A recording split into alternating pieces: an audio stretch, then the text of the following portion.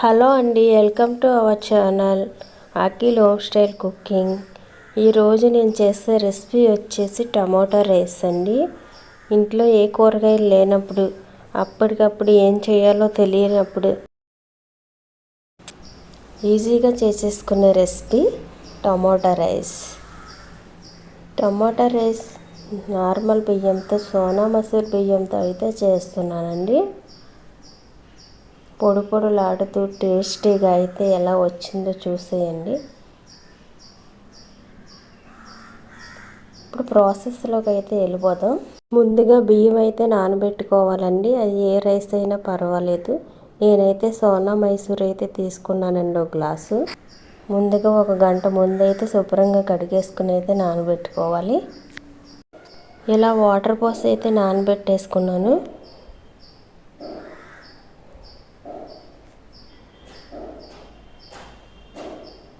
ఇప్పుడు మిక్సీ జార్లో ఒక కప్పు టమాటా ముక్కలు అయితే వేసి ప్యూరీ కింద, పేస్ట్ కింద అయితే చేసేసుకోవాలి. టమాటాస్ 3-4 టమాటాస్ అయితే కట్ చేసి పెట్టుకుని ఇలా చేసుకోవాలండి పేస్ట్ కింద. స్టవ్ ఆన్ చేసి కుక్కర్ అయితే పెట్టుకోవాలి. 3-4 టేబుల్ స్పూన్ల ఆయిల్ అయితే పోయాలి. ఇప్పుడు ఇందులో మసాలా దినుసులు అయితే వేసుకోవాలి. దాల్చిన చెక్క, 3-4 లవంగాలు, అనాస పువ్వు, 3 యాలకులు, హాఫ్ టీ స్పూన్ జీలకర్ర,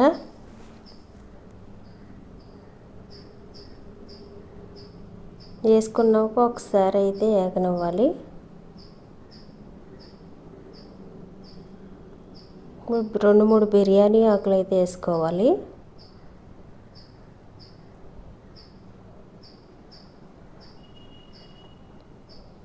ఇప్పుడు మనం ముందుగా కట్ చేసి పెట్టుకున్న ఆనియన్ ముక్కలు అయితే వేయాలి. ఇలా కట్ చేసి ముందుగా పెట్టుకున్నానండి. టమాటా ముక్కలు, ఆనియన్ ముక్కలు, కొత్తిమీర కట్ చేసి అయితే పెట్టుకున్నాను.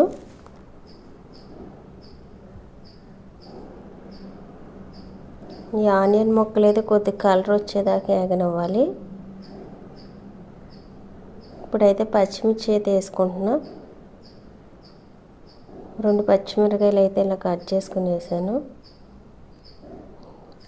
టమాటా ముక్కలు అయితే వేస్తున్నానండి. ఒక టమాటా అయితే తీసుకుని కట్ చేశాను.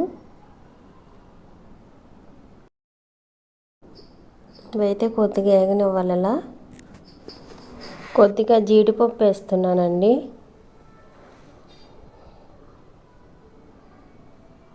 అలాగే 1 టీ స్పూన్ అల్లం వెల్లుల్లి పేస్ట్. ఇప్పుడు ఈ పేస్ట్ పచ్చివాసన పోయేదాకా అయితే ఎంచుకోవాలి.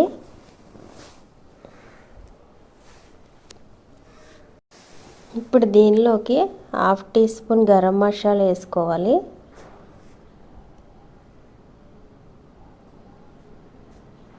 పావు టీ స్పూన్ పసుపు వేసుకోవాలి.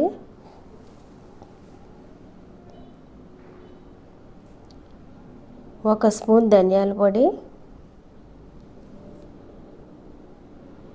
1 స్పూన్ కారం,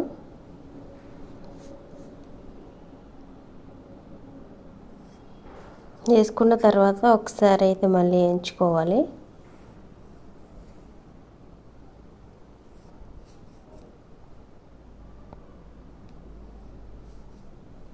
ఇలా కొద్దిసేపు వేగిన తర్వాత మనం ముందుగా చేసుకున్న టమాటో పేస్ట్ అయితే వేసేసుకోవాలండి.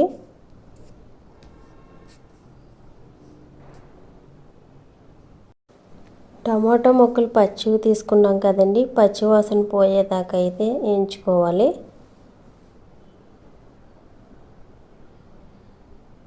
ఆయిల్ అయితే పైకి వచ్చేదాకా వేగనివ్వాలండి. వీటిని ఫ్లేమ్ మీడియంలో అయితే పెట్టుకోవాలి. ఇప్పుడు 1 స్పూన్ సాల్ట్ అయితే వేస్తున్నాను. మరొకసారి అయితే కలిపేద్దాం.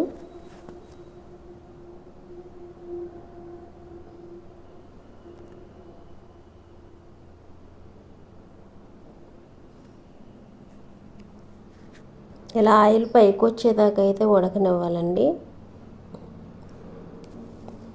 ఇప్పుడు వాటర్ అయితే యాడ్ చేసుకుందాం. ఇలా వచ్చిన తర్వాత ఆయిల్, 1 గ్లాస్ రైస్ అయితే తీసుకున్నాను కదండి, సోనా మసూర్ బియ్యం కాబట్టి 1 గ్లాసుకి 2 గ్లాసులు వాటర్ అయితే పోస్తున్నాను. అదే బాసుమతి రైస్ అయితే 1 గ్లాస్ బియ్యానికి 1.5 గ్లాసున్నర వాటర్ అయితే పోయాలండి. ఈ వాటర్ పోసాక సాల్ట్ సరిపోయిందో లేదో చూసుకోవాలండి. మన టేస్ట్ తగ్గట్టుగా వాటర్ ఇలా మరిగాక అప్పుడు రైస్ అయితే వేసుకోవాలి.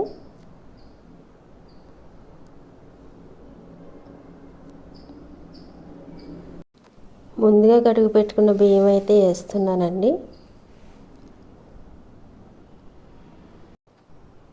నానబెట్టుకున్న బియ్యంలో వాటర్ లేకుండా అయితే వేసుకోవాలండి.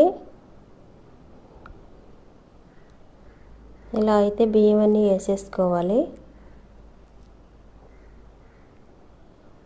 ఒకసారి అయితే కలుపుకోవాలి. మళ్ళీ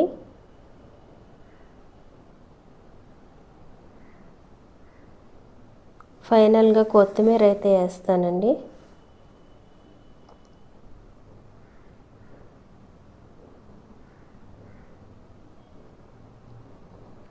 ఇప్పుడైతే మూత పెట్టేద్దాం. 2 విజిల్లు అయితే రానివ్వాలి. అయిపోయిందండి, 2 విజిల్లు అయితే వచ్చింది. ఈ విధంగా టమోటా రైస్ అయితే రెడీ అయిపోయిందండి.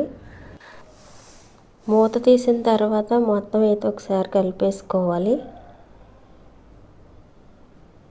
ఓకేనండి, టమోటా రైస్ అయితే రెడీ అయిపోయింది. ఇలా పొడి పొడిలాడుతూ చాలా బాగా అయితే వచ్చిందండి. ప్లేట్లోకి అయితే తీస్తున్నాను. చూడండి ఎంత బాగా వచ్చిందో.